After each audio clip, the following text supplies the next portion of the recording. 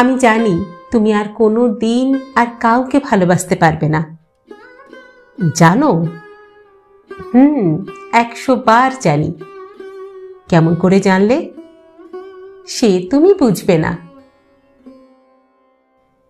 তুমি এখনো আমাকে ঠিক আপন বলে ভাবতে পারো না, তাই না? ছি ছি মেম সাহেব, এ কথা তুমি কেন বলছো? তোমার চাইতে আপন করে আর কাউকেই তো আমি পাইনি মেম সাহেব। তোমার এত কাছে এসেও তোমাকে পাবো না তা আমি কল্পনা করতে পারিনি। তুমি আমাকে সন্দেহ করছো? আমাকে অপমান করছো? ছি ছি, তোমাকে আমি অপমান করব? শুধু বলছিলাম যে আমি যদি তোমার বিবাহিতা স্ত্রী হতাম। মেম সাহেব, আর বলো না, মন্ত্র না পড়লেও তুমি আমার স্ত্রী আর আমি তোমার স্বামী।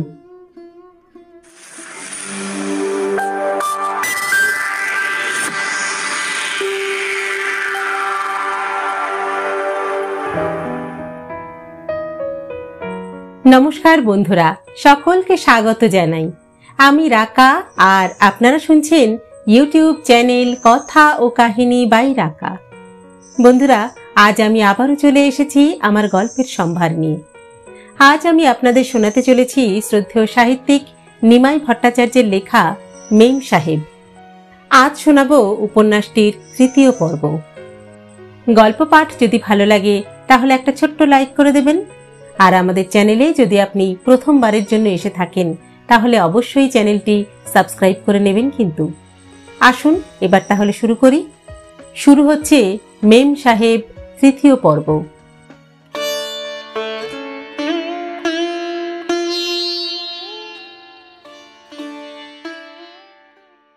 তোমার চিঠি পেয়েছি, একবার নয় অনেকবার পড়েছি।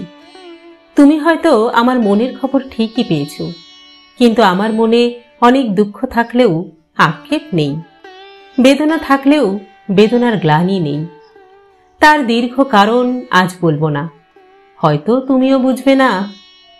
আমার এই কাহিনী যখন লেখা শেষ হবে সেদিন আশা করি সব কিছু দিনের আলোর মতো স্পষ্ট হবে।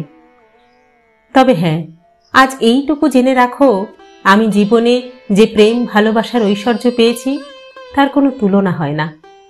হয়তো আরো অনেকে এই ঐশ্বর্য পেয়েছেন, তার সঙ্গে আমার ঐশ্বর্যের কোনো তুলনা করার মাপকাঠি আমার জানা নেই, প্রয়োজনও নেই। তবে এইটুকু নিশ্চয়ই আমি জানি যে আমি পরিপূর্ণ হয়েছি, আর জানি আমার ঐশ্বর্যের সঙ্গে পৃথিবীর কোনো ধনীর কোনো ঐশ্বর্যের তুলনাই হয় না।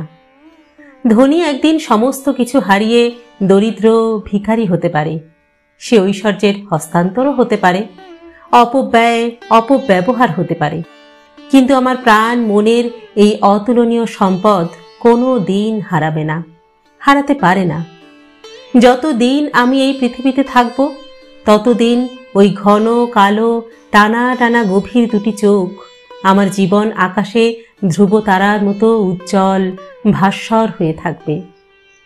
এই পৃথিবীর পঞ্চভূতের মাটিতে আমি একদিন মিশে যাব, আমার সমস্ত খেলা একদিন স্তব্ধ হয়ে যাবে, সবার কাছ থেকে আমি চিরতরে হারিয়ে যাব। কিন্তু আমার মেম সাহেব কোনো দিন হারিয়ে যাবে না। আমার এই চিঠিগুলি যতদিন থাকবে মেম সাহেবও ততদিন থাকবে। তারপর সে রইবে তোমার ও আরো অনেকের স্মৃতিতে। তারপরও ভারতবর্ষের অনেক শহরে নগরে গ্রামে গেলে আমার মেম সাহেবের স্মৃতির স্পর্শ পাওয়া যাবে। উত্তরবঙ্গের বনানীতে, বোম্বাইয়ের সমুদ্র সৈকতে, বরফে ঢাকা গুলমার্গের আশেপাশে নিস্তব্ধ রাত্রে কান পাতলে হয়তো মেম সাহেবের গান আরো অনেক দিন শোনা যাবে। দোলা বৌদি, তোমাকে আমি বোঝাতে পারবো না, লিখতে পারবো না আমার মেম সাহেবের সব কিছু, জানাতে পারবো না আমার মনের ভাব, ভাষা, অনুভূতি।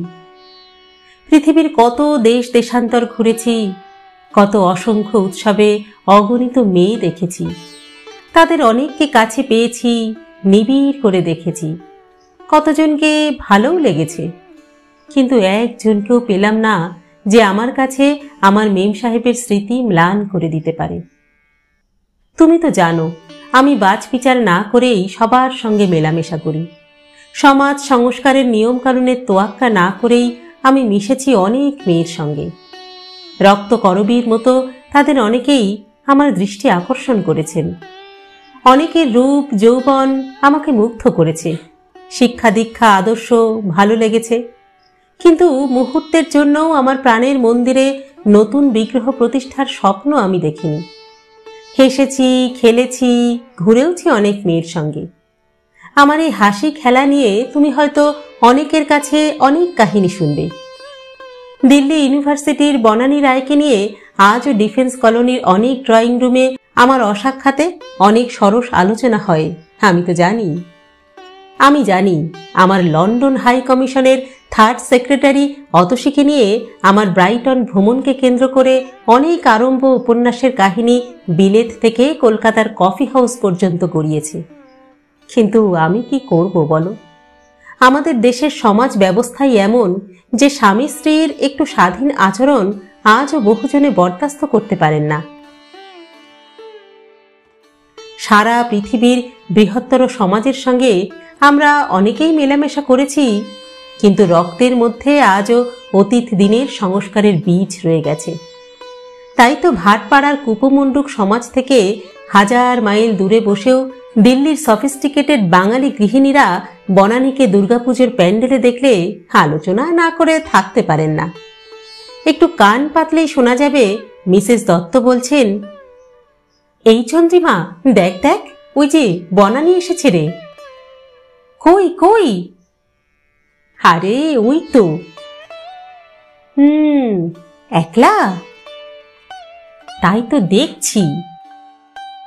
চন্দ্রিমা একটু এদিক ওদিক দেখে বলে, ওই তো সাদা হেরাল্ড, রিপোর্টার সাহেব নিশ্চয়ই এসেছেন। হ্যাঁ রে। বলাকা সরকারও প্রায় ছুটে চলে আসে, চন্দ্রিমার কানে কানে এসে বলে, হ্যাঁ দেখেছিস, মিসেস রিপোর্টার এসেছে। অনেকক্ষণ দেখেছি। বনানী এগিয়ে যায় প্রতিমার দিকে, হাত জোর করে প্রণাম করে। ইতিমধ্যে আমি পাশে এসে দাঁড়াই। বনানী গাড়িতে তার পার্সটা রেখে এসেছে। আমার কাছ থেকে একটা টাকা চেয়ে নিয়ে প্রণামী দেয়। বলাকা, চন্দ্রিমা, মিসেস দত্ত আরো অনেকে তা দেখেন। আরো অনেক নবীন প্রবীণা দেখেন আমাদের। বলাকা বলে, যাই বলিস ভাই, দুজনকে কিন্তু বেশ ম্যাচ করে। মিসেস দত্ত বলেন, ম্যাচ করলে কি হবে, ওরা তো আর বিয়ে করছে না, শুধু খেলা করছে। চন্দ্রিমা বলে, আরে না না, নিশ্চয়ই বিয়ে করবে, দেখবি। তা না হলে দুজনে মিলে এমনি এমনি আর ঘোরাঘুরি করে কেন? আমরা দুজনে প্যান্ডেল থেকে বেরুবার জন্য এগিয়ে চলি। বনানীর সাইড ভিউ বোধহয় বলাকার দৃষ্টি এড়ায় না, তাই সে চন্দ্রিমাকে ফিসফিস করে বলে, যাই বলিস ভাই, she has a very attractive figure. বনানীর প্রশংসায় মিসেস দত্ত মুহূর্তের জন্য নিজের সম্পর্কে সচেতন হয়ে পড়েন। শাড়ির আঁচলটা আরো একটু বেশি নিবিড় করে যেন জড়িয়ে নেন। মনে মনে বোধহয় একটু ঈর্ষাও দেখা দেয় তার। তাই তো বনানীকে ছোট করবার জন্য একটু বেশি মর্যাদা দেন আমাকে। বলেন, আরে রিপোর্টারও তো কম হ্যান্ডসাম নয়। দূরে এক পুরনো বন্ধুকে দেখে বনানী নজর না করে ডান দিকে ঘুরতে গিয়ে এক ভদ্রলোককে প্রায় ধাক্কা দিতে গিয়েছিল। আমি ওর হাত ধরে চট করে টেনে নিলাম। বনানী শুধু বলল, থ্যাঙ্কস। সানগ্লাসের মধ্য দিয়ে দৃষ্টিটা একটু ওই কোণার দিকে নিতেই বেশ বুঝতে পারলাম বনানীর হাত ধরার জন্য অনেকেরই হার্ট অ্যাটাক হতে হতে হয়নি। এসব আমি জানি, কিন্তু কি করি বলো? সবার সঙ্গে তো আমি মিশতে পারি না, কিন্তু যাদের সঙ্গে মেলামেশা করি তাদের সবার সঙ্গেই এমনি সহজ সরল স্বাভাবিকভাবেই মিশে থাকি। বনানী, অতসী আরো অনেকেই একথা জানে। মেম সাহেব তো জানেই। তুমি কি অতসীর কথা শুনেছ? ও যে জাস্টিস রায়ের একমাত্র কন্যা, সে কথা তো তুমি নিশ্চয়ই জানো। তারপর ওর মা হচ্ছেন অভারতীয় আইরিশ মহিলা, সুতরাং সংস্কারের বালাই নেই এবং নেই অর্থের অভাব। লেখাপড়া শিখেছে পাবলিক স্কুলে, পরে বিএ পাশ করেছে অক্সফোর্ড থেকে, এখন তো ফরেন সার্ভিসে রয়েছে। অতসী যখন অক্সফোর্ডে পড়ে তখনই আমার সঙ্গে ওর প্রথম পরিচয়। তার পরের বছর ও যখন দেশে ফেরে তখন আমিও ইউরোপ ঘুরে দেশে ফিরছি। একই প্লেনে দুজনে লন্ডন থেকে রওনা হই। পথে দুদিন আমরা বেইরুটে ছিলাম। সেই দুটি দিন আমরা প্রাণ ভরে আড্ডা দিয়েছি। দিনের বেলায় সি বিচে বসে এবং সন্ধ্যের পর সেন্ট জর্জ হোটেলের বার বা লাউঞ্জে বসে একটু আধটু ফ্রেঞ্চ ওয়াইন খেতে খেতে আমরা বেশ গল্প করেছি। দিল্লি রওনা হবার ঠিক আগের দিন গভীর রাত্রে অতসীর মাথায় যেন ভূত চাপল। বলল, চলুন নাইট ক্লাবটা একটু ঘুরে আসি। এত রাত্রে? হোয়াটস রং ইন দ্যাট? না, কাল সকালেই তো আবার রওনা হতে হবে, তাই আর কি। নাইট ক্লাবগুলো তো গভর্নমেন্ট অফ ইন্ডিয়ার অফিস নয় যে 10টা 5টায় খোলা থাকবে। নাইট ক্লাব তো রাত্রেই খোলা থাকে নাকি? অতসী আর একটি মুহূর্তও নষ্ট করতে রাজি নয়। বলে, come on, finish your glass. চোখের নিমেষে বাকি শ্যাম্পেনটুকু গলা দিয়ে ঢেলে দিল অন্তরের অজানা গহ্বরে। আমার ইচ্ছা ছিল না, কিন্তু বাধ্য হয়ে শেষ পর্যন্ত উঠলাম। চলে গেলাম ব্ল্যাক এলিফ্যান্টে। পালামে মেম সাহেব এসেছিল আমাদের রিসিভ করতে। অতসী ওকে কি বলেছিল জানো? বলেছিল, 20th সেঞ্চুরির একজন জার্নালিস্ট যে এত কনজারভেটিভ হয় তা তো আমি ভাবতেই পারিনি। মেম সাহেব একটু হাসতে হাসতে জিজ্ঞাসা করল, কেন, কি হয়েছিল? মাই গড, কি হয়নি তাই জিজ্ঞেস করো? অতসী রায়ের ইনভিটেশনে নাইট ক্লাবে যেতে চায় না? হ্যাঁ, ভাবতে পারো? মেম সাহেব হাসতে হাসতে একবার আমাকে দেখে নেয়। অতসী বলে, শোনো, তুমি কিন্তু আর হাসবে না। যে অতসী রায়ের সঙ্গে লন্ডনের ছোকরা ব্যারিস্টাররা 1 কাপ কফি খেতে পেলে ধন্য হয়, সেই আমার সঙ্গে বেইরুটের ব্ল্যাক এলিফ্যান্টে বসে শ্যাম্পেন খেতে দ্বিধা করে তোমার এই অপদার্থ প্রসপেক্টিভ গার্জিয়ান, বুঝেছ? মেম সাহেব বাঁকা চোখে এক ঝলক আমাকে দেখে নিয়ে বলে, I am sorry Atasi, I plead guilty. মেম সাহেবের গাল টিপে দিয়ে অতসী বলে, আরে অত ভালোবাসে না, ছোকরাটার মাথাটা খেলে একেবারে। যাই হোক, সেবারে অতসী ঢাকা থেকে লন্ডন যাবার পথে প্রথমে কলকাতা এবং পরে দিল্লি এলো। কলকাতা থেকে সে যে মেম সাহেবকে নিয়ে এসেছে তা আমি জানতাম না। দিল্লি আসার খবরটাও আমি আগে পাইনি। হঠাৎ একদিন সকালবেলায় অতসীর টেলিফোন পেয়ে আমি একেবারে চমকে গেলাম। কি আশ্চর্য, আসার একটা খবরও দিলে না।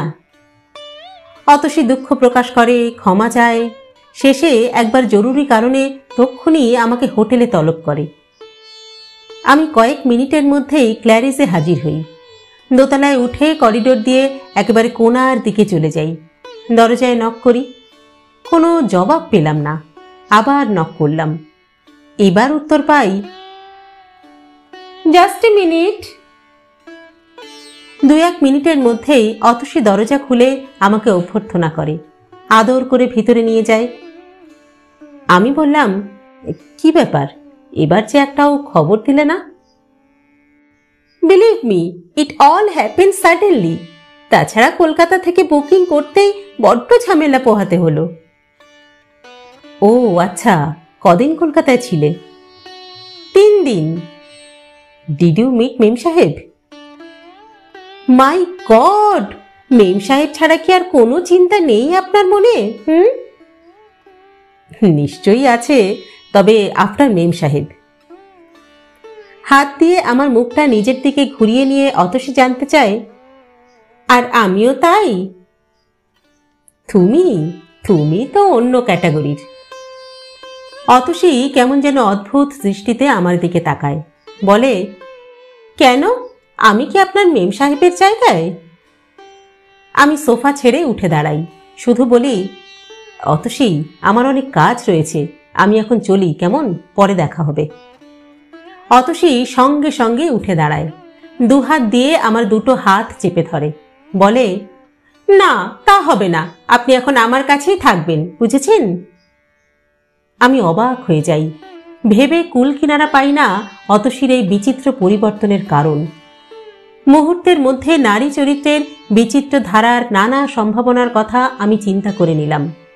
ভাবলাম, মনের টান নাকি দেহের দাবি, বড়লোকের মেয়ের খামখেয়ালি নাকি? অতসীকে নিয়ে আমার অত চিন্তা করার কোনো প্রয়োজনীয়তা আমি বোধ করলাম না। যা ইচ্ছে তাই হোক, আমি ফালতু ঝামেলায় না জড়িয়ে পড়লেই হলো। আরও একটু চিন্তা করি, ডিপ্লোম্যাট হয়ে ডিপ্লোম্যাসি করছে না তো? আমি বললাম, অতসী, ঘোড়ার গাড়ির একটা কচুয়ানের হাতে ইম্পালা দিয়ে খেলা করতে তোমার ভয় করছে না? অতসী বলে, ওসব হেয়ালি ছাড়ুন, I am feeling lonely. Would you give me a company or not? Why not have better company? আমার খুশি, কিন্তু আমার খুশি তো নাও হতে পারে। এক ঝলক অতসীকে দেখে নিলাম। দুহাত দিয়ে অতসীর ডান হাতটা টেনে নিয়ে হ্যান্ডশেক করে বললাম, গুড বাই। তারপর আমি ঝড়ের বেগে ঘর থেকে বেরিয়ে করিডোর দিয়ে হনহন করে এগিয়ে যাচ্ছিলাম সিঁড়ির দিকে। হঠাৎ পিছন থেকে কানে ভেসে এলো, শোনো। থমকে দাঁড়ালাম, কিন্তু স্বপ্ন ভেঙে যাওয়ার ভয়ে আমি পিছন ফিরলাম না। মনের ভুল?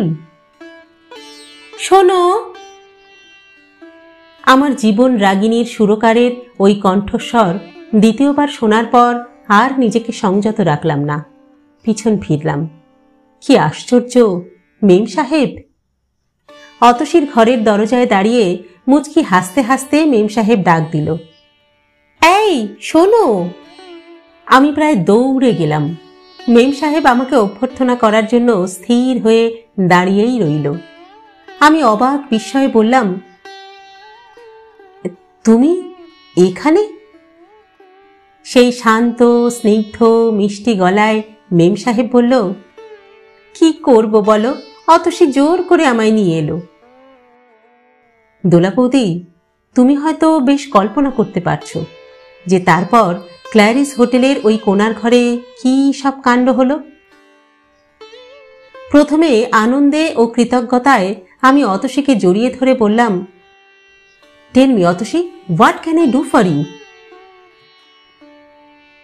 অতসী বলল, বেশি কিছু চাইব না, শুধু অনুরোধ করব আগামী 7 দিন এদিকে এসে এই দুটি যুবতীকে একটুও বিরক্ত করবেন না। আমি বললাম, আচ্ছা বেশ, প্রতিজ্ঞা করছি আমি বিরক্ত করব না, তবে তোমাদের আনন্দ দেবার জন্য, সুখী করার জন্য আমি নিশ্চয়ই আসব। মেম সাহেব টিপ্পনি কেটে বলল, অতসী, ওসব কল্পনাও করিস না, বুঝলি তো? পুরুষদের যদি অত সংযম থাকতো তাহলে পৃথিবীটা তো সত্যি সত্যি পাল্টে যেত। আমি মেম সাহেবকে বলি, বিশ্বামিত্রের মতো কাজকর্ম নিয়ে আমি তো বেশ ধ্যানমগ্নই ছিলাম, কিন্তু তুমি মেনকা দেবী 1000 মাইল দূর থেকে নাচতে নাচতে এলে কেন? হ্যাঁ? তারপর ওই ঘরে বসে 3 জনে ব্রেকফাস্ট খাচ্ছিলাম। মেম সাহেব বলল, জানো অতসীর সঙ্গে আমার কি বাজি হয়েছে? কি বাজি? অতসী বলে, না না, কিছু না। আমি বলি, থাক মেম সাহেব, এখন বলো না, অতসী ঘাবড়ে গেছে। অতসী কফির পেয়ালা নামিয়ে রেখে বলল, তাহলে আমি বলি শুনুন, আমাদের বাজি হয়েছিল যে আমি যদি আপনাকে ভোলাতে পারি তাহলে কাজল দিয়ে আমাকে একটা শাড়ি প্রেজেন্ট করবে, আর আমি যদি হেরে যাই তাহলে কাজল দিকে আমি একটা শাড়ি প্রেজেন্ট করব। এতক্ষণে বুঝলাম যে অতসী কেন আমার সঙ্গে অভিনয় করছিল। আমি বললাম, অতসী, তোমার কাজল দিকে তোমার আর শাড়ি কিনে দিতে হবে না, তুমি যে তোমার কাজল দিকে টেনে আনতে পেরেছো সেই জন্য তুমিই প্রথমে শাড়ি পাবে, বুঝেছ? আমি দুজনকেই শাড়ি কিনে দিয়েছিলাম। দুজনেই খুব খুশি হয়েছিল, আমিও খুশি হয়েছিলাম। একটা সপ্তাহ যেন একটা স্বপ্নের মধ্যে দিয়ে কেটে গেল। অতসী আমাদের দুজনকে সত্যিই ভালোবাসে। ও মেম সাহেবকে কাজল দি বলে কেন জানো? অতসী বলতো, মেম সাহেবের চোখ দুটিতে স্বয়ং ভগবান সযত্নে কাজল মাখিয়ে রেখেছেন। সেই জন্যই অতসী মেম সাহেবকে কাজলদি বলতো। ভারী চমৎকার নাম, তাই না? যাই হোক, এদের আমি ভালোবাসি, আমি এদের কল্যাণ কামনা করি, ওরাও আমার মঙ্গল কামনা করে। আমি ওদের প্রতি কৃতজ্ঞ। কিন্তু মেম সাহেবের স্মৃতি ম্লান করতে পারবে না কেউ। পারবে কেন বলো?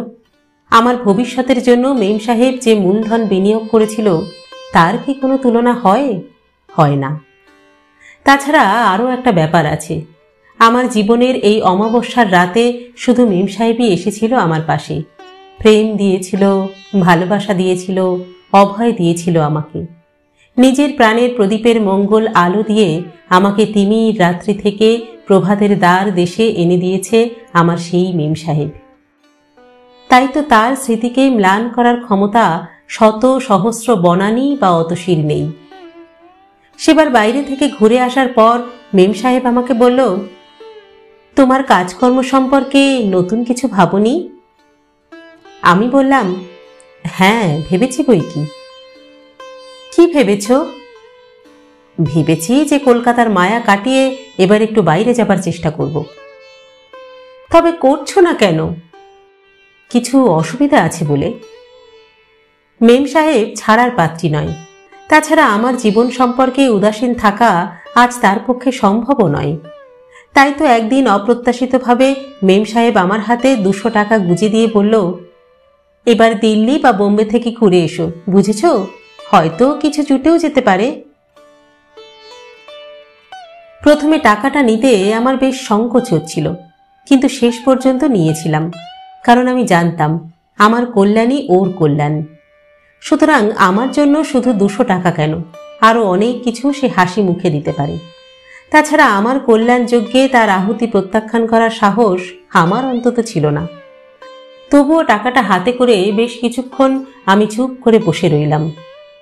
কিছুক্ষণ পরেই মেম সাহেব জিজ্ঞাসা করল, কি ভাবছ? না, কিছু না। তবে এমন চুপ করে রইলে যে? এমনি। মেম সাহেব আমার হাতটা টেনে নিয়ে একটু নাড়াচাড়া করে বলল, আমি বলবো তুমি কি ভাবছ? বলো। সত্যি বলবো? নিশ্চয়ই। আমার টাকা নিতে তোমার লজ্জা করছে, অপমান বোধ হচ্ছে, তাই না? না না, তা কেন হবে? আমি উড়িয়ে দেবার চেষ্টা করি। মেয়েদের মন আমাদের চাইতে অনেক সতর্ক, অনেক হুঁশিয়ার। মেম সাহেব বলে, স্বীকার করতে লজ্জা করছে? আমি কোনো উত্তর দিই না, চুপ করে বসে থাকি। মেম সাহেবও অনেকক্ষণ চুপ করে থাকে। বেশ কিছুক্ষণ গেল। তারপর মেম সাহেব আবার শুরু করে, তুমি এখনো আমাকে ঠিক আপন বলে ভাবতে পারো না, তাই না? আমি তাড়াতাড়ি মেম সাহেবের কাছে এগিয়ে যাই। ওর মাথায় হাত বুলাতে বুলাতে বলি, ছি ছি মেম সাহেব, এ কথা তুমি কেন বলছো? একটু থামি, তারপর আবার বলি, তোমার চাইতে আপন করে আর কাউকেই তো আমি পাইনি মেম সাহেব। আপন ভাবলে আজ তোমার মনে এই দ্বিধা আসতো না। আমি আরো কিছুক্ষণ সান্ত্বনা দিলাম, কিন্তু পরে খেয়াল করলাম যে মেম সাহেবের চোখে জল। তাড়াতাড়ি আমি মেম সাহেবকে বুকের মধ্যে টেনে নিলাম, চোখের জল মুছিয়ে দিলাম, একটু আদরও করলাম। শেষে ওর ফোলা ফোলা গাল দুটো চেপে বললাম, পাগলি কোথাকার।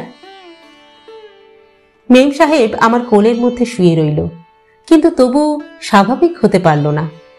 কিছুক্ষণ পরে একটা দীর্ঘ নিঃশ্বাস ছেড়ে বলল, তোমার এত কাছে এসেও তোমাকে পাবো না, তা আমি কল্পনা করতে পারিনি। লক্ষ্মীটি মেম সাহেব আমার, তুমি দুঃখ করো না। মেম সাহেব উঠে বসল, একটু স্থির দৃষ্টিতে চাইল আমার দিকে। মুহূর্তের জন্য চিন্তার সাগরে ডুব দিয়ে কোথায় যেন তলিয়ে গেল। তারপর বলল, আমাদের জীবনে সংস্কারের একটা বিরাট ভূমিকা আছে, তাই না?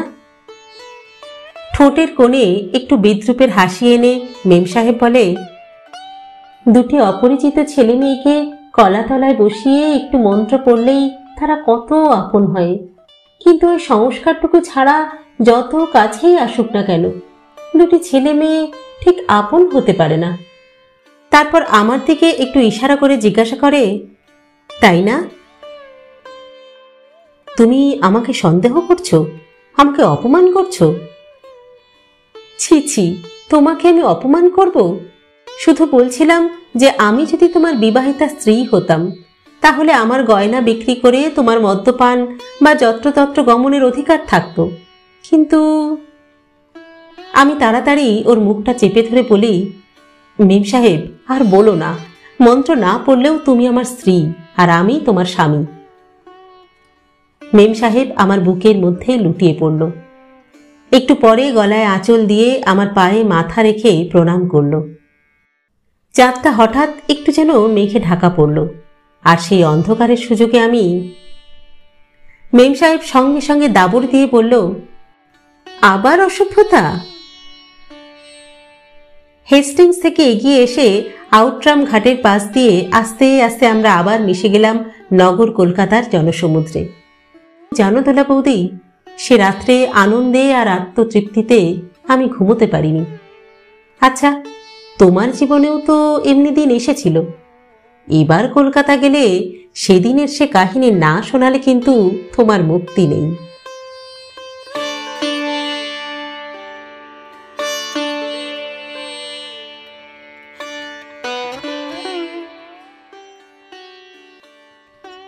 তুমি তো জানো, জীবনের এক একটা বিশেষ বিশেষ পরিস্থিতিতে মানুষেরও এক একটা রূপ চরিত্র দেখা দেয়।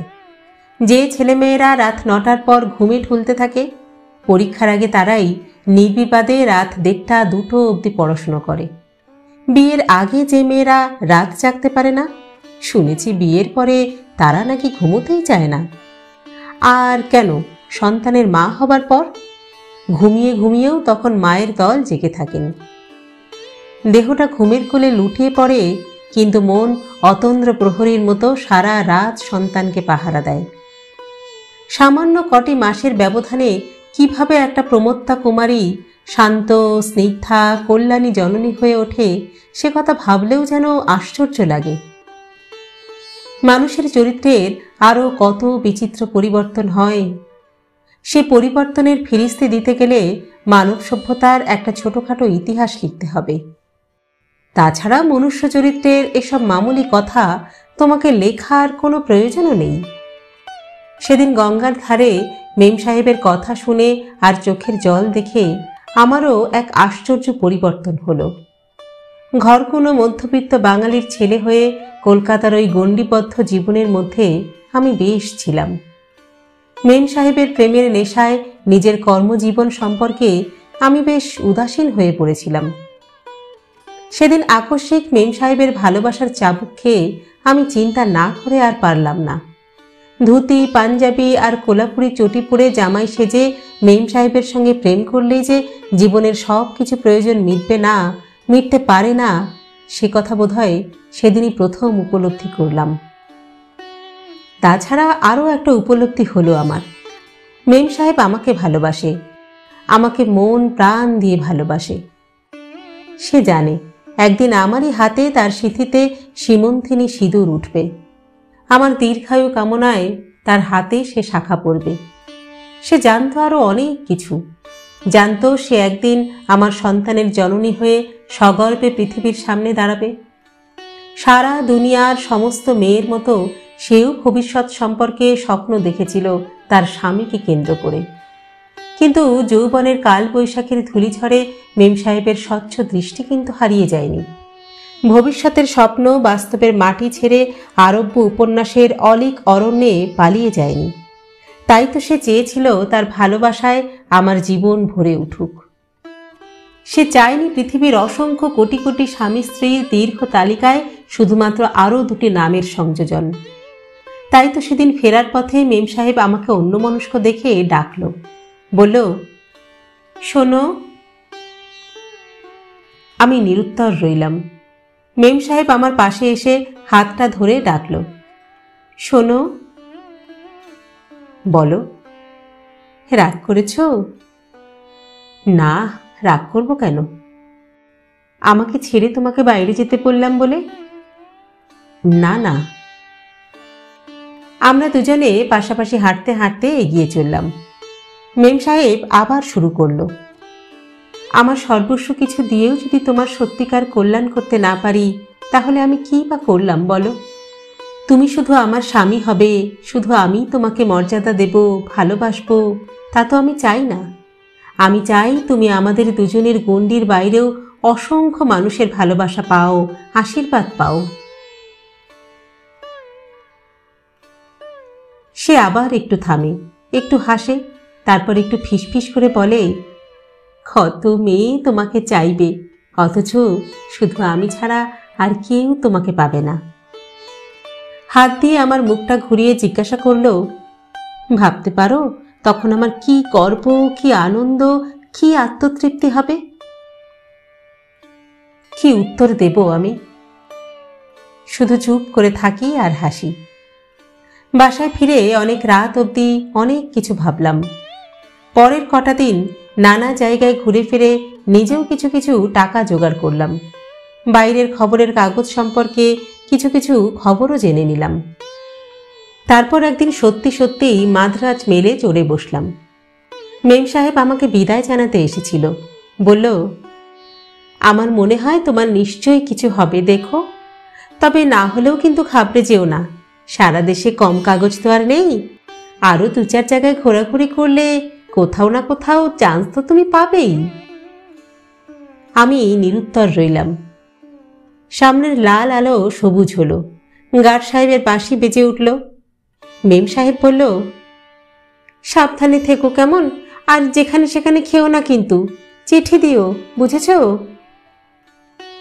আমি মুখে কিছু বললাম না, শুধু মেম সাহেবের মাথায় হাত দিয়ে আশীর্বাদ করলাম।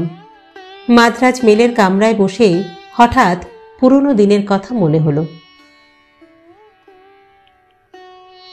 রবিবারের সকাল 8টা কি 8:30 বাজে। ঘুম ভেঙে গেলেও তন্দ্রাচ্ছন্ন হয়ে তখনও চাদর মুড়ি দিয়ে শুয়েছিলাম। আমাদের সিনিয়র সাব এডিটর শিবুদা এসে হাজির। ঘরে ঢুকেই নির্বিবাদে চাদরটা টান মেরে সরিয়ে দিয়ে বললেন, ছিচি, এখনো ঘুমোচ্ছিস? ওঠ ওঠ। আমি বললাম, না না, ঘুমোচ্ছি কোথায়, এমনিই শুয়ে আছি। শিবুদা উপদেশ দেন, এত বেলা অবধি ঘুমোলে কি সারা জীবনে কিছু করা যায়? তবে রে, আমি প্রায় লাফ দিয়ে উঠে পড়ি। বলি, আচ্ছা শিবুদা, কর্পোরেশনের যেসব কর্মচারীরা শেষ রাত্রিরে উঠে গ্যাস পোস্টের আলো নিভিয়ে বেড়ায় আর রাস্তায় জল দেয়, তাদের ভবিষ্যৎ কি খুব উজ্জ্বল? শিবুদা দাবড় দেয়, বলে, তুই বড্ড বাজে বকিস, বুঝলি? এই জন্যই তোর কিচ্ছু হচ্ছে না। একটু আগে যে বললে বেলা করে ঘুমোবার জন্য, আবার এখন বলছে বেশি কথা বলার জন্য আমার কিছু। আহ, তুই থামবি না শুধু তর্কই করবি? উঠে পড়লাম। কিছুক্ষণের মধ্যে তৈরি হয়ে খোকার দোকান থেকে 2 কাপ চা নিয়ে এসে শিবুদার সম্মুখে হাজির হলাম। জিজ্ঞাসা করলাম, তারপর শিবুদা, কি ব্যাপার, হঠাৎ এত সকালে যে? শিবুদা নীল সুতোর লম্বা বিড়িটায় একটা টান দিয়ে সারা ঘরটা দুর্গন্ধে ভরিয়ে দিয়ে বলল, চল, একটা ইন্টারেস্টিং লোকের কাছে যাব। ইন্টারেস্টিং লোক? কার কাছে বলো তো? আগে চল না, তারপর দেখবি। শিবুদার সঙ্গে তর্ক করা বৃথা, সুতরাং অযথা সময় নষ্ট না করে শিবুদাকে অনুসরণ করলাম। ট্রাম বাসে উঠলাম নামলাম যে কবার তা মনে নেই, তবে 2-3 বার তো হবেই। তারও পরে পদব্রজে অলিগলি দিয়ে বেশ খানিকটা গেলাম। আর একটু এগিয়ে গেলে নিশ্চয়ই মহাপ্রস্থানের পথও পেয়ে যেতাম। কিন্তু সেই মুহূর্তে শিবুদা বলল, দাঁড়া দাঁড়া, আর এগিয়ে যাস না।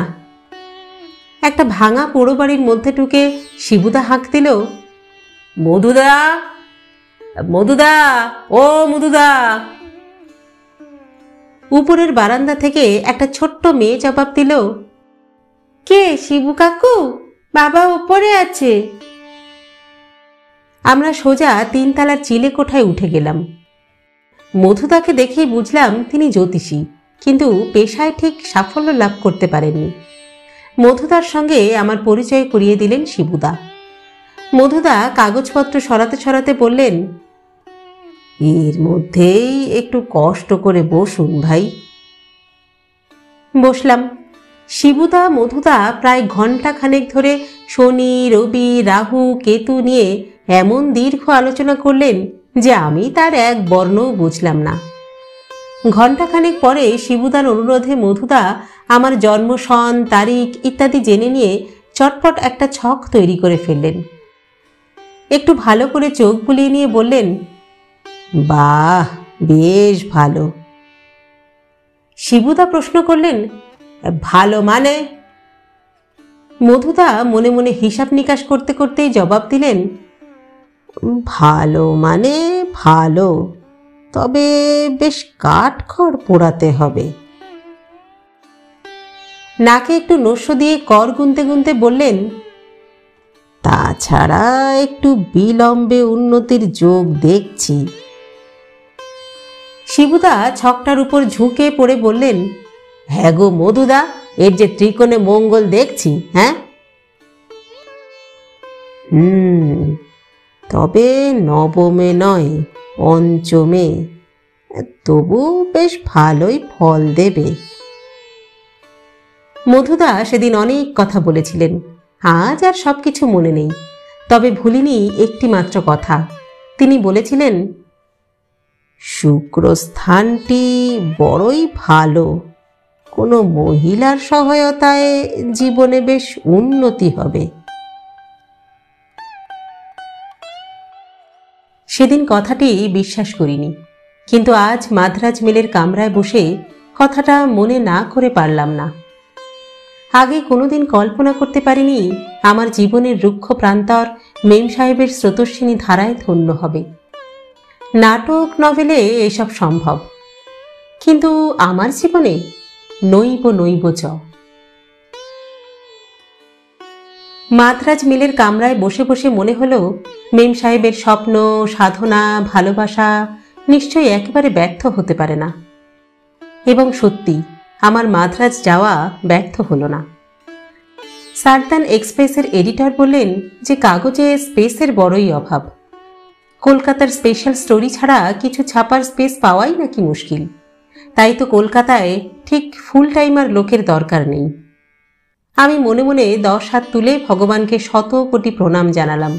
মাসে মাসে 150 টাকা, আনন্দে প্রায় আত্মহারা হয়ে পড়লাম। দৌড়ে মাউন্ট রোডে টেলিগ্রাম অফিসে গিয়ে মেম সাহেবকে একটা আর্জেন্ট টেলিগ্রাম করলাম, mission successful, remembering you starting tomorrow Madras mail. Howrah স্টেশনে মেম সাহেব আমাকে হাসি মুখে অভ্যর্থনা জানিয়ে বলল, আর বেশি আড্ডা দেবে না কিন্তু, বুঝেছ? মন দিয়ে কাজ করবে। নিশ্চয়ই, তবে। বাঁকা চোখে মেম সাহেব বলে, তার মানে? না মানে 7 দিন পরে কলকাতা ফিরেই আমি কাজ শুরু করব। তবে কি করবে? একটা দিন অন্তত তোমাকে। মেম সাহেব হাসতে হাসতে বলে, বুঝেছি, এতক্ষণে অরিন্দম কহিলা। শুধু আমার নয়, মেম সাহেবেরও তো ইচ্ছা করে আমার কাছে আসতে, প্রাণ ভরে আমাকে আদর করতে।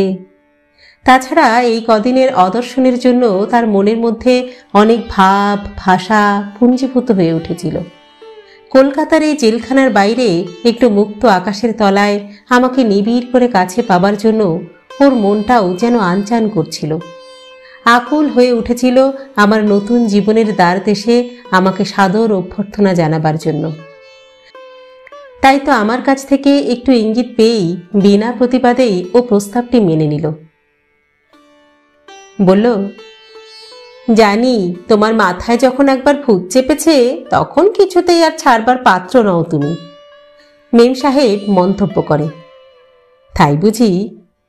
আমি বলি, কেন, তোমার যেন কামনা বাসনা, ইচ্ছে অনিচ্ছে বলে কোনো কিছু নেই না? একটি দিনের জন্য আমরা দুজনে আবার হারিয়ে গেলাম। কলকাতার লক্ষ লক্ষ মানুষ কেউ জানল না গঙ্গা যেখানে সাগরের দিকে উদ্দাম বেগে ছুটে চলেছে, যেখানে সমস্ত সীমা অসীম হয়ে গেছে, বন্ধন যেখানে মুক্তি পেয়েছে, সেই কাকদ্বীপের অন্তবিহীন মহাশূন্যে আমাদের দুটি প্রাণবিন্দু বিলীন হয়ে গেল। মেম সাহেব আমার বুকের মধ্যে আত্মসমর্পণ করে বলল, আমি জানি তুমি এমনি করে ধাপে ধাপে অনেক দূর এগিয়ে যাবে। তুমি জানো? জানি। কেমন করে জানলে? খবরের কাগজ বলতে তুমি যে পাগল সে কথাটা কি আমি জানি না? তারপর বেশ গর্ব করে মেম সাহেব বলল, খবরের কাগজকে না ভালোবাসলে এমন পাগল তো আর কেউ হতে পারে না। তাতে কি হলো? কিছু হয়নি। মেম সাহেব বোধ করি আমার প্রশংসা করা সমীচীন বলে মনে করে না। একটা দমকা ঝোড়ো হাওয়া এলো। সামনের সমুদ্রগামী ভাগীরথীর অনন্ত জলরাশি ফুলে ফুলে নাচানাচি শুরু করে। ভাগীরথী যেন আরো তেজে আরো আনন্দে সমুদ্রের দিকে দৌড়তে লাগল। মেম সাহেব উঠে বসে বলে, এই শান্ত গঙ্গা হিমালয়ের কোল থেকে প্রায় ১,৫০০ মাইল চলার পর সমুদ্রের কাছাকাছি এসে কত বিরাট, কত বেশি প্রাণচঞ্চল। মানুষও ঠিক এমনি। সংকীর্ণ গণ্ডি থেকে বৃহত্তর জীবনের কাছে এলে মানুষ অনেক উদার, অনেক প্রাণচঞ্চল হয়, তাই না? আমি চুপ করে থাকি, কোনো কথা না বলে মেম সাহেবের উদার গভীর চোখ দুটোকে দেখি। মেম সাহেব খোঁপাটা খুলে আমার কাঁধের উপর মাথাটা রেখে দেয়। সামনে বুকের উপর দিয়ে দীর্ঘ অবিন্যস্ত বেনুনি লুটিয়ে পড়ে নিচে। আমি বলি, আচ্ছা মেম সাহেব, তুমি তো আমার উন্নতির জন্য এত ভাবছ, এত কিছু করছো, কিন্তু কই আমি তো তোমার জন্য কিছু করছি না। আমার জন্য আবার কি করবে? আমার জন্যই তো তুমি তোমাকে তৈরি করছো। হ্যাঁ, কিন্তু তবু। এতে কোনো কিন্তু নেই। হাজার হোক আমি মধ্যবিত্ত বাঙালি ঘরেরই তো মেয়ে। যতই লেখাপড়া শিখি না কেন, স্বামী পুত্র নিয়েই তো আমাদের ভবিষ্যৎ। মেম সাহেব থামে। তার দৃষ্টিটা চলে যায় দিগন্তের অন্তিম সীমানায়। মনটাও বোধহয় হারিয়ে যায় ভবিষ্যতের অজানা পথে। আমি বেশ বুঝতে পারি বর্তমান নিয়ে মেম সাহেব একটুও চিন্তা করে না। তার সব চিন্তা ভাবনা, ধ্যান ধারণা আগামী দিনগুলিকে নিয়ে। সে স্বপ্ন দেখে। স্বপ্ন? না না, স্বপ্ন কেন হবে? সে স্থির ধারণা করে নিয়েছে যে চাকরি বাকরি ছেড়ে ছুড়ে দিয়ে সে মন প্রাণ দিয়ে শুধু সংসার করবে, আমাকে সুখী করবে, আমার কাজে সাহায্য করবে। তারপর সে মা হবে। ইদানিংকালে মেম সাহেব একবার নয়, বহুবার স্বামী পুত্র নিয়ে সংসার করার কথা বলল। ওর ছেলে কি করবে, মেয়ে কেমন হবে, এ কথাও বলেছে বেশ কয়েকবার। শুনতে বেশ ভালোই লাগে। প্রথমে সারা মন আনন্দে আত্মতৃপ্তিতে ভরে যায়, কিন্তু একটু পরে কেমন যেন খটকা লাগে। হাজার হোক মানুষের জীবন তো, কোথা দিয়ে যে কি হয়ে যায় কে বলতে পারে। আমি বাস্তবের মুখোমুখি হয়েছি, দেখেছি অনেক মানুষ অনেক রকম স্বপ্ন দেখে, কিন্তু কজনের জীবনে সে স্বপ্ন সার্থক হয়? তাই তো মেম সাহেবকে বুকের মধ্যে পেয়ে আনন্দ পাই, কিন্তু তার ভবিষ্যৎ জীবনের আশা আকাঙ্ক্ষার কথা শুনলে আমার বুকের মধ্যে কেমন যেন করে। সেদিন সমুদ্রগামী চঞ্চলা আত্মহারা ভাগীরথীর পাড়ে বসে মেম সাহেবের কাছে স্বামী পুত্র নিয়ে সুখের সংসার করার কথা শুনে আমি কিছুক্ষণ চুপ করে রইলাম। তারপর আস্তে আস্তে ওর কপালে মুখে হাত বুলিয়ে আদর করতে করতে বললাম, তুমি কি জানো যে তুমি স্বামী পুত্র নিয়ে সুখী হবেই? ওই লম্বা ভ্রু দুটি টান করে চোখ ঘুরিয়ে আমার দিকে তাকিয়ে এসে বলে, নিশ্চয়ই নিশ্চয়ই। মেম সাহেবের ঠোঁটের কোণায় একটু বিদ্রুপের হাসি দেখা দেয়। বলে, কেন, তুমি কি আর কাউকে নিয়ে সুখী হবার কথা ভাবছ? মাঝে মাঝে ইচ্ছে করে, কিন্তু তুমি কি আর ঘাট থেকে নামবে? আমি তোমার ঘাড়ে চেপেছি নাকি তুমি আমার ঘাড়ে চেপেছ? একটু থামে, তারপর আবার বলে, আর কেউ এসে দেখুক না, মজা একেবারে দেখিয়ে দেব। তাই বুঝি? তবে আবার কি, তোমাকে পুজো করব?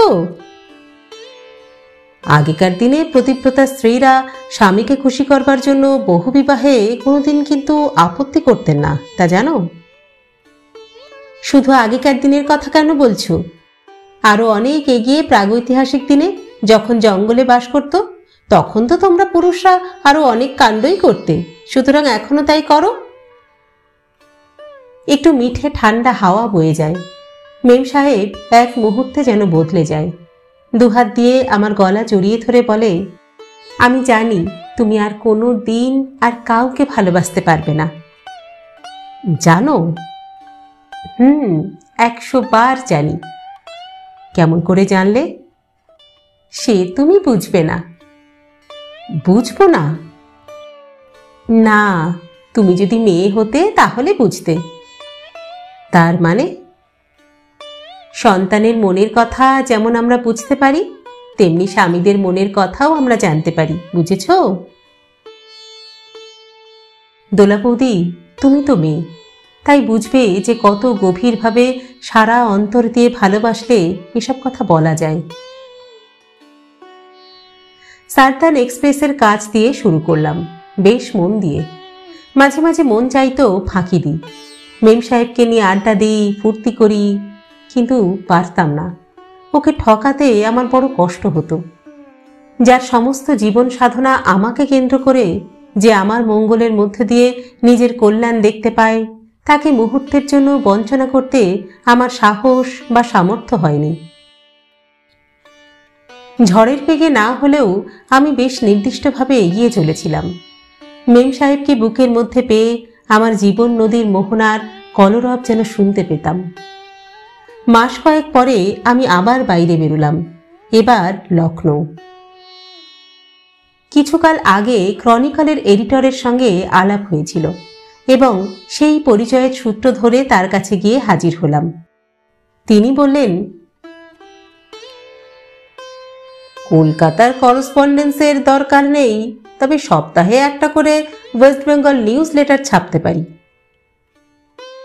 এডিটর মিস্টার শ্রীবাস্তব খোলাখুলিভাবে জানালেন, but I can't pay you more than 100। আমি বললাম, that's all right, let us make a beginning. আমার জীবনে এই পরম দিনগুলিকে মেম সাহেবকে স্মরণ না করে পারিনি। ওর প্রতি কৃতজ্ঞতায় আমার মন ভরে যেত। আকাশে কালো মেঘ দেখা দিলেই বৃষ্টিপাত হয় না, সেই কালো মেঘে জলীয় বাষ্প থাকা প্রয়োজন। একটি ছেলের জীবনে একটি মেয়ের উদয় নতুন কিছু নয়। আমার জীবনেও হয়তো আরও কেউ আসত, কিন্তু আমি স্থির জানি পৃথিবীর অন্য কোনো মেয়েকে দিয়ে আমার কর্মজীবনের অচলায়তনকে বদলানো সম্ভব হতো না। তাছাড়া মেয়েরা একটু আদর এবং একটু ভালোবাসা পেতে চায়, একটু সুখ স্বাচ্ছন্দ্য, একটু বৈশিষ্ট্য প্রায় সব মেয়েরাই কামনা করে। সেই সুখ স্বাচ্ছন্দ্য পাবার জন্য প্রয়োজন হলে কোনো মেয়ে আত্মত্যাগ করবে? খুব সহজ সরল চিরাচরিত প্রথায় মেম সাহেবের জীবনে এর সব কিছুই আসতে পারত, কিন্তু সে তা চায়নি। সে চেয়েছিল নিজের প্রেম ভালোবাসা দরদ মাধুর্য অনুপ্রেরণা দিয়ে নিম্নবিত্ত বাঙালি ঘরের একটি পরাজিত যোদ্ধাকে আবার নতুন উদ্দীপনায় আত্মবিশ্বাসে ভরিয়ে তুলতে। আমি জানতাম আমার কর্মজীবনের এই সাময়িক সাফল্যের কোনো স্থায়ী মূল্য নেই, নেই কোনো ভবিষ্যৎ। কিন্তু তা হোক, এইসব ছোটখাটো অস্থায়ী সাফল্যের দ্বারা আমার হারিয়ে যাওয়া আত্মবিশ্বাস আমি ফিরে পেলাম। নিজের কর্মক্ষমতা সম্পর্কে একটু আস্থা এলো আমার মনে। সর্বোপরি একথা আমি উপলব্ধি করলাম যে শুধু কলকাতাকে কেন্দ্র না করেও আমার ভবিষ্যৎ সাংবাদিক জীবন এগিয়ে যেতে পারে। বরং একবার মাতৃনাম স্মরণ করে ভারতবর্ষের বিস্তীর্ণ রঙ্গমঞ্চে বেরিয়ে পড়লে হয়তো ফল আরো ভালোই হবে। দোলা বৌদি, তুমি বেশ বুঝতে পারছো যে আমি কেন ও কার জন্য একদিন অকস্মাৎ কলকাতা ত্যাগ করে দিল্লি চলে এলাম। আজ আমার জীবন কত ব্যস্ত, কত বিস্তৃত। সাংবাদিক হয়েও সেই উত্তরে দার্জিলিং, পূর্বে গৌহাটি, দক্ষিণে গঙ্গাসাগর ও পশ্চিমে চিত্তরঞ্জন সিন্ধ্রির মধ্যে আজ আমি আর বন্দী নই। বাংলাদেশকে আমি ভালোবাসি, বাংলাদেশের প্রতিটি মানুষকে আমি আপনজন বলে মনে করি, কিন্তু সমস্যা সংকুল ও নিত্য নতুন চিন্তায় জর্জরিত হয়ে বাঁচার কথা ভাবতে গেলে আমার বড় ভয় হয়। যদি আনন্দ করে বাঁচতে না পারলাম, যদি এই পৃথিবীর রূপ রস গন্ধ মাধুর্য উপলব্ধি করতেই না পারলাম, তবে শুধু পিতৃপুরুষের স্মৃতিবিজড়িত মিউজিয়ামে জীবন কাটাবার মধ্যে মানসিক শক্তি হয়তো পাওয়া যেতে পারে, কিন্তু স্বস্তি শান্তি নিশ্চয়ই পাওয়া যাবে না। আজ যত সহজে এসব কথা লিখছি, ব্যাপারটা কিন্তু তত সহজ নয়। যে পরিবারে জন্মেছি, যে পরিবেশে মানুষ হয়েছি, কর্মজীবন শুরু করেছি, সেখানকার সব কিছুই সীমিত ছিল।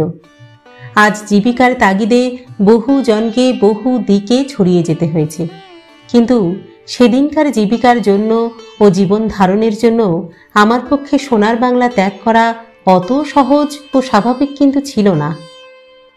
তবে আমি কিন্তু সেদিন হাসি মুখেই হাওড়া স্টেশনে এসে দিল্লি মেলে চলেছিলাম।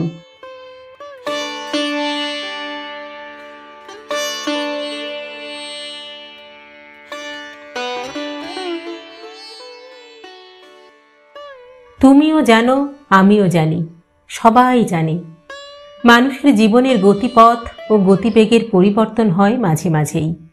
আমার জীবনেও হয়েছে, হয়তোবা ভবিষ্যতেও হবে। আমার জীবনে মেম সাহেবের উদয় হবার আগে আমার জীবন এমন বিশ্রী ধিমে তালে চলছিল যে তা উল্লেখ করারই প্রয়োজন নেই।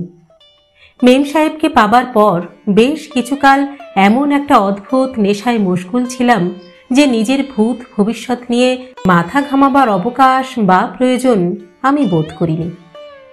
কিন্তু তারপর মনের আকাশ থেকে অনিশ্চয়তার মেঘ কেটে যাবার পর আমার জীবনে এক আশ্চর্য জোয়ার এলো। প্রথম প্রথম মুহূর্তের অদর্শন অসহ্য অসম্ভব বলে মনে হতো বুঝিবা হারিয়ে গেল, বুঝিবা কিছু ঘটে গেল। আমার মতো মেম সাহেবের মনেও এমনি অনেক অজানা আশঙ্কা আসত। পরে দুজনে যখন দুজনকে সমস্ত মন প্রাণ দিয়ে পেলাম এবং সে পাওয়ার পর আনন্দে যখন সমস্ত মনটা মদির হয়ে গেল, তখন আস্তে আস্তে আজেবাজে দুশ্চিন্তা বিদায় নিল। মেম সাহেবের ওই হাতটা নিজের হাতের মধ্যে না পেলে, মেম সাহেবের বুকে কান পেতে ওই পরিচিত স্পন্দন না শুনলে প্রথম প্রথম মনে বড়ই অস্বস্তি পেতাম। পরিচয়ের গণ্ডি পেরিয়ে ভালোবাসার সেই প্রথম অধ্যায়ে মনটা বড়ই সংকীর্ণ হয়েছিল। শুধু মেম সাহেবকে কাছে পাওয়া ছাড়া আর কোনো চিন্তাই মনের মধ্যে আমার স্থান পেত না। বিশ্ব সংসারের আনন্দ মেলায় আমাদের দুজনকে ছাড়া আর কাউকে আমি কল্পনা করতেও পারতাম না। দুনিয়ার আর সবাইকে কেমন যেন ফালতু অপ্রয়োজনীয় বলে মনে হতো। জীবনের শুধু একটি দিক, একটি আঙ্গিককেই সমগ্র জীবন বলে ভেবেছিলাম। ধীরে ধীরে আমরা যখন আপন হলাম, সঙ্গে সঙ্গে এই সব ভুল ধারণাও বিদায় নিল। তাছাড়া মেম সাহেবের ভালোবাসা ক্রমে ক্রমে আমার সমগ্র জীবনকে, জীবন সত্তাকে আলিঙ্গন করল। শুধু আমার ব্যক্তিগত জীবনের একান্ত প্রিয় সঙ্গিনী নয়, শুধু যৌবনের আনন্দ মেলার পার্শ্ববর্তিনী নয়, মেম সাহেব আমার সামগ্রিক জীবনের অংশীদার হল। তুমি তো জানো, আমাদের পূর্বপুরুষরা শুধু জানতেন পুত্রার্থে ক্রিয়তে ভার্যা। আমাদের দেবদেবীর ইতিহাস পড়লে এক একজনের শত শত সহস্র সহস্র সন্তানের জননী হবার কাহিনীও জানা যায়। সমাজের বিবর্তনের সঙ্গে সঙ্গে সহস্র বা শত সন্তানের জননী হওয়ার কাহিনী অতীতের ইতিহাসের পাতায় বন্দী হয়েছে, কিন্তু তবু স্বামীর শয্যা আর রান্নাঘরের মধ্যেই আমাদের ৯৯% নারীর জীবন সীমিত। এই তো ইদানিংকালে কত ছেলে মেয়েকে ভালোবাসতে দেখলাম, স্বপ্ন দেখতে। ভালোবাসা পেয়ে অনেক মানুষের জীবনধারাই পাল্টে যায় সত্য, কিন্তু আমার মেম সাহেব আমাকে পাল্টাতে দেয়নি। সে আমাকে নতুন জীবন দিল। আমাকে ভালোবেসে সে অন্ধ হয়নি। রাত্রির অন্ধকারে আমার তপ্ত শয্যায় পলাতকের মতো সে আশ্রয় চায়নি। চেয়েছিল আমার সামগ্রিক জীবনের প্রতিটি অধ্যায়ে কিছু না কিছু ভূমিকা গ্রহণ করতে। পুরুষের জীবনে কর্মজীবনের চাইতে বড় কিছু আর হতে পারে না। কর্মজীবনের ব্যর্থতা, কর্মক্ষেত্রে পরাজয় পুরুষের মৃত্যু সমান। কর্মজীবনে ব্যর্থ, পরাজিত, অপদস্থ পুরুষের জীবনে নারীর ভালোবাসার কি মূল্য, কোথায় স্বীকৃতি? মেম সাহেব এই চরম বাস্তব সত্য উপলব্ধি করেছিল। আমি কিন্তু প্রেমের ঘোরে মশগুল ছিলাম। অত শত ভাবনা চিন্তা আমার ছিল না। মাদ্রাজ থেকে ঘুরে এসে নতুন কাজ বেশ মন দিয়ে করছি, কিছু টাকা পয়সাও আমদানি হচ্ছে। আমার মনটা একেবারে খুশিতে ভরে গেল। তাছাড়া কলকাতায় কলকে না পেলেও সুদূর মাদ্রাজের একটি ইংরাজি দৈনিক পত্রিকায় কাজ পাবার জন্য সরকারি ও সাংবাদিক মহলে আমার বেশ কিছুটা মর্যাদাও বেড়ে গেল। মনে মনে বোধহয় আমি একটু অহংকারীও হলাম। আবার একদিন মেম সাহেব আমার চৈতন্যে কষাঘাত করল। বলল, এবার কি কিছু ভাবছ? তোমার কথা না আমার কথা? মেম সাহেব চিৎকার করে ওঠে, আহ, বাজে বকো না তো। আমি আশ্চর্য হয়ে যাই। তুমি রাগ করছো কেন মেম সাহেব? মেম সাহেব দুই হাঁটুর উপর মুখখানা রেখে কি যেন ভাবছিল।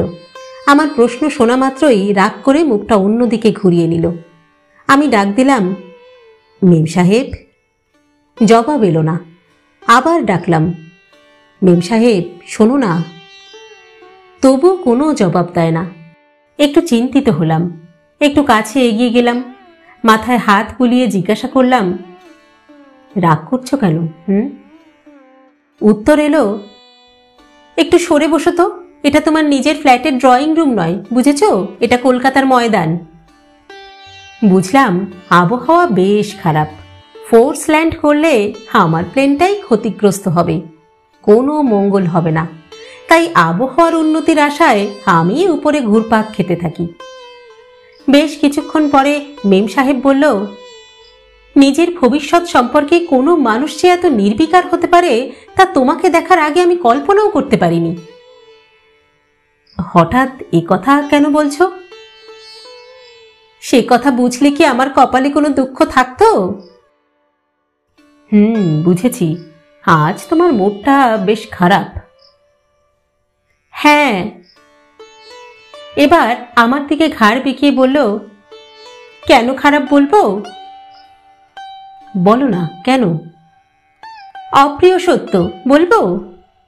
নিশ্চয়ই। সহ্য করতে পারবে? আমি বীরের মতো উত্তর দিলাম, হো ভয়ে কম্পিত নয় বীরের হৃদয়, বুঝেছ? একটু ঈষৎ বিদ্রুপের হাসি হাসল মেম সাহেব। বলল, আজে বাজে বকতে লজ্জা করে না তোমার? কোথায় নিজেকে আরো এগিয়ে নিয়ে যাবার চেষ্টা করবে তা নয় শুধু। কেন, এই তো সবে একটা নতুন কাজ শুরু করেছি, এখন আবার নতুন কি করব? তুমি কি করবে তা তুমি জানো না? আমি সত্যি সত্যি ভাবনায় পড়ি, ভেবে পাই না ও কি বলতে চায়। আমি ওর হাতটা চেপে ধরে বলি, লক্ষ্মী মেম সাহেব, ফ্র্যাঙ্কলি বলো না, কি বলতে চাইছো তুমি? রাগারাগি করে কি কোনো লাভ আছে বলো? মেম সাহেব বলল, এই নতুন কাজটা পাবার পর থেকে মনে হয় তুমি যেন আর কিছুই চাও না, তাই না? নিশ্চয়ই চাই, কিন্তু চাইলেই তো আর সব পাওয়া যায় না, সে কথা তো তুমিও জানো। শুধু মেম সাহেবের কথা ভাবলে জীবনে আর কোনো দিন কোনো কিছুই পেতে হবে না। নতুন কিছু পেতে হলে ঘুরতে হয়, লোকজনের সঙ্গে দেখাশোনা করতে হয়, পরিশ্রম করতে হয়। কথাটা ও ঠিকই বলেছিল। দৈনন্দিন কাজকর্ম করে আমার বাকি সময়টুকু মেম সাহেবের জন্য গচ্ছিত ছিল। মেম সাহেব আবার বলে, আমাকে তো অনেক পেয়েছ, প্রাণ ভরে পেয়েছ, এখন তো আর আমার পক্ষে আর কোনো চুলোয় যাওয়া সম্ভব হবে না। আমি চাইলেও কেউ আমাকে নেবে না, সুতরাং তুমি তো নিশ্চিন্ত। এবার তাই বলছিলাম, তুমি নির্ভয়ে নিজের কাজ করতে পারো। আমি নতুন একটা কাজ পেয়ে এক ধাপ এগিয়েছিলাম, সঙ্গে সঙ্গে থমকে দাঁড়িয়েছিলাম। অন্তত কিছুদিন নিশ্চিন্তে থাকবার বাসনা ছিল, কিন্তু মেম সাহেবের তা সহ্য হলো না। মেম সাহেব চাইল আমার কর্মজীবনে যত দিন স্থিতি মর্যাদা না আসবে তত দিন বিশ্রাম করার কোনো প্রশ্নই উঠতে পারে না। কাগজে তো কত লোক, কত আর্টিকেল, কত ফিচার, কত গল্প লেখে, তুমিও তো লিখলে পারো। আমি কোনোদিন তো ওসব লিখিনি। রিপোর্ট লেখা ছাড়া আর কিছুই তো লেখার সুযোগ আসেনি আমার। সুযোগ আসে না, বুঝেছ? সুযোগ করে নিতে হয়। তোমাকে তো আগেই লিখেছি, ও আমার মতো বেশি বকবক করতো না। অল্প অল্প কথা দিয়েই মেম সাহেবের মনের ভাব বেরিয়ে আসত। দোলা বৌদি, আজকাল একদল ডাক্তার যেমন পেশেন্ট, ওষুধ, ক্যাপসুল, ট্যাবলেট, ইঞ্জেকশন দিয়ে সমস্ত চিকিৎসা করে, তেমনি খবরের কাগজের প্রায় সব রিপোর্টাররাই বাধা ধরা গতে রিপোর্ট লিখতে পারে। রোগীর জন্য একটা মিক্সচারের প্রেসক্রিপশন করতে হলে ডাক্তারবাবুর মস্তিষ্কের ব্যায়াম করতে হয়। মামুলি খবরের কাগজের রিপোর্ট লেখার বাইরে কিছু লিখতে গেলেও রিপোর্টার বাবুদের কিছু কেরামতি থাকা দরকার। কিন্তু আমার সে কেরামতি কোনো কালেই ছিল না, আজও নেই। কিন্তু ওই যে ঠেলার নাম বাবাজি, মেম সাহেবের চোখের জল, দীর্ঘশ্বাস এসব সহ্য করা অসম্ভব বলেই আমি বাধ্য হয়ে কলম নিয়ে কেরামতি শুরু করলাম। আমার যে সে কি দুর্দিন তুমি তা কল্পনাও করতে পারবে না। কাগজ কলম নিয়ে বসলেই আমার বুক ফেটে কান্না আসতো, তবুও থামতে পারতাম না। কিন্তু চেষ্টা করলেই কি সবকিছু সম্ভব? আমার পক্ষেও সম্ভব হলো না। শেষকালে কি করলাম জানো? প্রবন্ধ লেখা শুরু করলাম। কিছু বইপত্তর আর ম্যাগাজিন পড়ে প্রবন্ধ লেখা চালু করলাম। এই কাজে নিজের বিদ্যার প্রয়োজন খুব একটা হয় না, প্রয়োজন ছিল কিছুটা বুদ্ধির। আস্তে আস্তে সেগুলো ছাপা হতে লাগলো, কিঞ্চিত অর্থপ্রাপ্তিও ঘটল। একদিন মেম সাহেবকে বললাম, দেখেছ মেম সাহেব, কেমন সুন্দর ঠকিয়ে রোজগার করছি। নিজের বিদ্যা বুদ্ধি দিয়ে রোজগার করাকে ঠকানো বলে না। তাই বুঝি? মেম সাহেব সেদিন বলেছিল, রাম নাম জপ করে যাও, বুঝেছ? অত শত ভাবলে হবে না, হয়তো একদিন ডাকতে ডাকতেই তুমি ভগবানের দেখা পেয়ে যাবে। মেম সাহেবের পাল্লায় পড়ে সেই যে আমি কলম নিয়ে রাম নাম জপ করা শুরু করেছি, আজও থামতে পারিনি। বিধাতার বিচিত্র খেয়ালে মেম সাহেব কোথায় যেন হারিয়ে গেছে। জানি ও হয়তো আমার লেখা পড়তে পায় না বা পারে না। মাঝে মাঝে মনে হয়, কার জন্য লিখব, কিসের জন্য লিখব? ভগবানের কৃপা হলে পঙ্গুও উত্তুঙ্গ গিরি লঙ্ঘন করতে পারে, কিন্তু ভগবানের কৃপা আমি লাভ করিনি, ভবিষ্যতেও নিশ্চয়ই করব না। জীবনে আমি যা কিছু পেয়েছি, যা কিছু করেছি, তা সবই ওই পোড়া কপালের জন্য। ভালোবাসা দিয়ে মেয়েটা আমাকে পাগল করে দিয়েছে, এবং সেই পাগলামি করতে করতে আমিও আমার জীবনটাকে নিয়ে জুয়া খেলেছি। স্বাভাবিক অবস্থায় সুস্থ মস্তিষ্কে কোনো মানুষ আমার মতো জীবনটাকে নিয়ে এমন খেলা করতে সাহস পাবে না। আমি পেরেছি, আজও কিছু কিছু পারছি, কিন্তু আগামীকাল থেকে আর পারবো না। পারবো কেমন করে বলো? ওই পোড়া কপালে আমাকে গাছে চড়িয়ে দিয়ে মইটা নিয়ে যে পালিয়ে গেছে। ডালে ডালে পাতায় পাতায় আমি শুধু ঘুরে বেড়াচ্ছি। কিন্তু আর কত কাল বলো তোলা বৌদি, আর কত কাল? সব কিছুরই যে একটা সীমা আছে।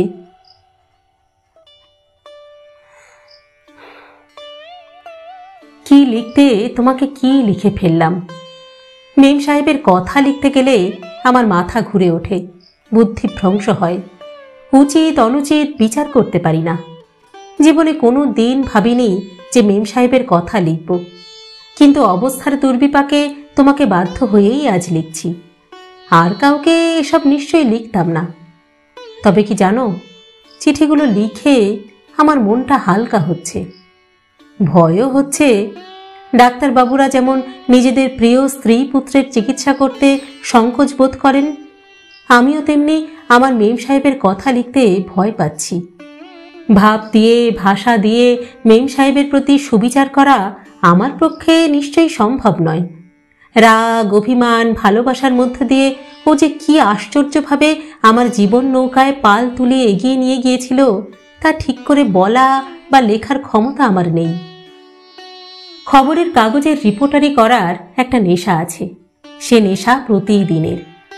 একদিনের উত্তেজনা, নেশা কাটতে না কাটতেই নতুন উত্তেজনার জোয়ার আসে রিপোর্টারদের জীবনে। তাছাড়া সেই উত্তেজনার বৈচিত্র্য রিপোর্টারদের আরও বেশি করে মাতাল করে তোলে। সে উত্তেজনার ঘোরেই অধিকাংশ রিপোর্টারদের জীবন কেটে যায়। ইচ্ছা বা ক্ষমতা থাকলেও বিশেষ কিছু করা কারোর পক্ষেই সম্ভব হয় না।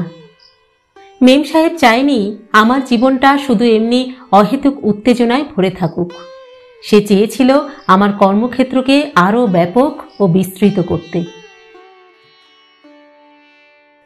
একদিন বোটানিক্যাল গার্ডেন্সের মধ্যে ঘুরতে ঘুরতে মেম সাহেব আমার হাত টেনে নিয়ে বলল, অত দূরে যাচ্ছ কেন? কেন, এটা তো তোমার ড্রয়িং রুম নয়। মেম সাহেব প্রায় বিদ্যুৎ বেগে আমাকে জড়িয়ে ধরে একটা গাছের আড়ালে নিয়ে গেল। দু হাত দিয়ে আমাকে জড়িয়ে ধরে বললে, তুমি রাগ করেছ? পাগল, রাগ করব? খুব বেশি রাগ করেছ, তাই না? না, বিন্দু মাত্র রাগ করিনি। ভালো চাকরি পেতে হলে ইউপিএসসি পরীক্ষা দিতে হয়, পাশ করতে হয়। তেমনি তোমাকে পেতে গেলেও আমাকে তো কিছু কিছু পরীক্ষা দিতে হবে, পাশও করতে হবে। ও হাত দিয়ে আমার মুখটা চেপে ধরে বলে, বাজে কথা বলো না। বাজে না মেম সাহেব, বাজে না। ইচ্ছে করলে আমার চাইতে অনেক বেশি সুপ্রতিষ্ঠিত কাউকে তুমি তোমার জীবনে পেতে পারতে, কিন্তু যখন একবার আমার খেয়াঘাটে পিছলে পড়ে গেছো, তখন আমাকেই তৈরি করবার চেষ্টা করছো, এই আর কি। একটা দীর্ঘ নিঃশ্বাস ফেলে মেম সাহেব বলল, তোমার মনটা আজ বড় বিক্ষিপ্ত, তাই আজ আর বলবো না, 2-4 দিন পরে বলবো। পরে কেন, আজই বলো। আজ বললে তুমি বিশ্বাস করবে না। মেম সাহেব, তোমার উপর আমি রাগ করতে পারি, কিন্তু অবিশ্বাস না গো না, অবিশ্বাস আমি কোনো দিন করব না। ঠিক? ঠিক। মেম সাহেব আমার হাতটা টেনে নিয়ে নিজের মাথার উপর দিয়ে বলে, আমার মাথায় হাত দিয়ে বলো তুমি অবিশ্বাস করবে না। অত রাগ, দুঃখ, অভিমানের মধ্যেও আমার মুখে হাসির রেখা ফুটে উঠল। আমি ওর মাথায় হাত দিয়ে বললাম, সত্যি বলছি, তোমাকে আমি কোনো দিন অবিশ্বাস করব না। দুজনে একটু এগিয়ে একটু ছায়ায় বসলাম। মেম সাহেব বলল, কর্মজীবনে সুপ্রতিষ্ঠিত অন্য কোনো ছেলের সঙ্গে আমার বিয়ে হতে পারত, হয়তো সে তোমার চেয়ে ঢের বেশি রোজগার করত। একটু থামে, আবার বলে, দেখো, ঠিক পয়সা কড়ির প্রতি আমার খুব বেশি মোহ কিন্তু নেই। একটু সুখ স্বাচ্ছন্দ্যে থাকার ইচ্ছা করে ঠিকই, কিন্তু তাই বলে বেশি পয়সা কড়ি হলে মনটা নষ্ট হয়ে যায়, আমি তো তা চাই না। আমি বললাম, তুমি তো সেই প্রায় উদয়ের পথের ডায়লগ দিতে শুরু করলে। মেম সাহেব আমার হাতটা চেপে ধরে বললে, তুমি আমাকে অমন করে অপমান করো না। ইচ্ছা করলে তুমি আমাকে শাসন করতে পারো, বকতে পারো, কিন্তু কিন্তু আমার ভালোবাসা নিয়ে তুমি ঠাট্টা করো না। মেম সাহেবের গলার স্বরটা বেশ ভারী হয়ে এসেছিল। আমি বেশ বুঝলাম এর পরের ধাপেই ঝরঝর করে নেমে আসবে শ্রাবণধারা। ওর ওই চোখের জল আমি সহ্য করতে পারবো না বলে তাড়াতাড়ি ওর গাল টিপে বললাম, তুমি পাগল হয়েছ? তোমার ভালোবাসা নিয়ে আমি ঠাট্টা করব? মেম সাহেব একটু শান্তি পায়, স্বস্তি পায়, আমার কাঁধের উপর মাথাটা রাখে। আমি ওর মুখে মাথায় হাত দিয়ে আদর করি। মেম সাহেব আরও আমার কাছে সরে আসে, বলে, কেন যে তোমাকে ভালোবেসেছি তা আমি জানি না। হয়তো তুমি আমাকে অমন করে চেয়েছিলে বলেই আমি তোমাকে ফিরিয়ে দিতে পারিনি। অনেক দিন রাত্রে একলা চুপচাপ দাঁড়িয়ে আমি কেবল তোমার কথাই ভেবেছি, জানো। তাই নাকি? তবে কি, ভাবিয়ে ভাবিয়ে তুমি তো আমাকে একেবারে শেষ করলে। তা তো বুঝলাম, কিন্তু আমার কাজকর্ম নিয়ে তুমি অত খিটখিট করো কেন বলো তো? খিটখিট করব না? তোমার মতো ফাঁকিবাজ, আড্ডাবাজ, স্ত্রৈণ লোককে দিয়ে খিটখিট না করলে কি কাজ করানো সম্ভব? আরে কি আশ্চর্য, যার স্ত্রী নেই সে আবার স্ত্রৈণ হবে কেমন করে? বাজে বকো না তো, বিয়ে না করেই যা করছো সে আর বলার নয়। না জানি বিয়ে করলে কি করবে। জানো দোলা বৌদি, মেম সাহেব ভীষণ দুষ্টুমি করত। আমি আদর করলে গলে পড়ত, ভালোবাসলে মুগ্ধ হতো, দুষ্টুমি করলে উপভোগ করত। কিন্তু পরে আমাকে টিপ্পনি কাটার বেলায় এমন একটা ভাব দেখাতো যে ওর যেন কোনো তাগিদই নেই, সবকিছুই যেন আমারই প্রয়োজন। যাই হোক, সেদিন বোটানিক্যাল গার্ডেনে বসে বসে কি বলেছিল জানো? বলেছিল, আমি চাই তুমি অনেক বড় হও, কেউ যেন বলতে না পারে যে আমি আশায় তোমার জীবনটা নষ্ট হয়ে গেল। এই তো নিজেকে গড়ে তোলার সময়, এরপর সংসার ধর্মে জড়িয়ে পড়লে তখন কি আর এত অবসর পাবে? পাবে না। তাই এখন তুমি একটি মুহূর্তও নষ্ট করবে না, আমি তোমাকে নষ্ট করতে দেব না। আমার সমস্ত স্বপ্ন, সাধনা, শক্তি দিয়ে আমি তোমাকে বড় করবই করব। আমি বলি, তুমি নিজেও তো এগিয়ে যাবে, বিদেশ যেতে পারো, রিসার্চ করতে পারো। মেম সাহেব অবাক হয়ে বলে, আমি বিয়ের পর আমি কিচ্ছু করব না, চাকরি বাকরি সব ছেড়ে দেব। সে কি, তবে কি করবে তুমি? কি আবার করব, ঘর সংসার করব। কিন্তু তাই বলে চাকরি ছাড়বে কেন? চাকরি করলে আর ছেলে মেয়ে মানুষ করা যায় না। তাছাড়া তোমার যে অদ্ভুত কাজ, কাজের তো কোনো ঠিক ঠিকানাই নেই। সুতরাং দুজনেই বাইরে বাইরে থাকলে চলবে কেন বলো? আবার পরে বলে, ঘর সংসারের কাজকর্ম করে তোমার কাজকর্মে একটু না হয় সাহায্য করার চেষ্টা করব। তোমার মতো জার্নালিস্ট না হতে পারি, অন্তত তোমার সেক্রেটারি তো হতে পারবো। এমনি করে একদিন অকস্মাৎ পিছন ফিরে দেখি আমার কর্মজীবনে একটা বিরাট পরিবর্তন এসে গেছে। দৈনন্দিন রিপোর্ট করা ছাড়াও নিত্য নতুন লেখার কাজে বেশ ব্যস্ত হয়ে পড়লাম। ক্লিপিং করা, ফাইল করা, লাইব্রেরিতে গিয়ে নোটস নেওয়া, বইপত্র পড়া, তারপর লেখা, এবং সে লেখা ছাপবার ব্যবস্থা করা নিয়ে সারাটা দিন বেশ ব্যস্ততার মধ্যে কেটে যায়। রোজ মেম সাহেবের সঙ্গে দেখা করার সময়ও হয় না। ইতিমধ্যে উত্তরবঙ্গে সর্বনাশা বন্যা দেখা দিল। ঘরবাড়ি, রেল লাইন সব ভেসে গেল, জমি জমা ডুবে গেল, হাজার হাজার লক্ষ লক্ষ লোক হাহাকার করে উঠল। নিউজ এডিটরের নির্দেশে আমাকে ছুটতে হলো সেই বিধ্বংসী বন্যার রিপোর্ট করতে। মেম সাহেবকে কলেজে টেলিফোন করে খবরটা দিলাম। স্টেশনে এসে আমার হাতে নির্মাল্য দিয়ে বলল, কালীঘাটের মার নির্মাল্য, কাছে রেখে দাও কেমন, কোনো বিপদ হবে না। শুধু নির্মাল্য দিয়েই সে শান্তি পায়নি, কিছু বিস্কুট, জ্যাম জেলির একটা বিরাট প্যাকেট দিয়ে বলেছিল, ফ্ল্যাট এরিয়ায় নিশ্চয়ই তোমার খাওয়া দাওয়ার মুশকিল হবে, এগুলো রেখে দাও কেমন। দিন 15 বাদে আমি ঘুরে এলাম। মেম সাহেব তো আমাকে দেখে একেবারে চমকে উঠল। এ কি, তোমার এ কি অবস্থা হয়েছে? কেন, কি আবার অবস্থা? কি হয়েছে তোমার শরীর? অনিয়ম অত্যাচার হলে শরীর খারাপ হবে, তাতে আর আশ্চর্য হবার কি আছে বলো? কদিন পরে আবার সব ঠিক হয়ে যাবে। সেদিন ও আর বিশেষ কিছু বলল না। পরের দিন 1 বোতল টনিক নিয়ে এসে হাজির। হুকুম হলো, শোনো, দুবেলা 2 চামচ করে খাবে কেমন, ভুল না হয় যেন, আর ঘন্টায় ঘন্টায় চা খাওয়াটা এবার বন্ধ করো তো। চা খাওয়া বন্ধ করব? কথাটা শুনে একেবারে আকাশ থেকে পড়লে বলে মনে হচ্ছে। প্রায় তাই। সাকসেসফুল জার্নালিস্টরা হুইস্কি, আর আনসাকসেসফুল জার্নালিস্টরা তো চা খেয়েই বেঁচে থাকে। সেই চা ছেড়ে এবার কি তবে আমি হুইস্কি ধরব? নিশ্চয়ই, তা না হলে আর আমার কপাল পোড়াবে কেমন করে?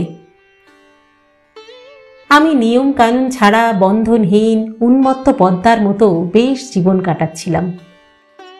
কিন্তু এই মেয়েটা এসে সব ওলটপালট করে দিল, আমাকে প্রায় ভদ্র লোক করে তুলল। সর্বোপরি আমার চোখে, আমার প্রাণে একটা সুন্দর শান্ত সংসার জীবনের স্বপ্ন এঁকে দিল।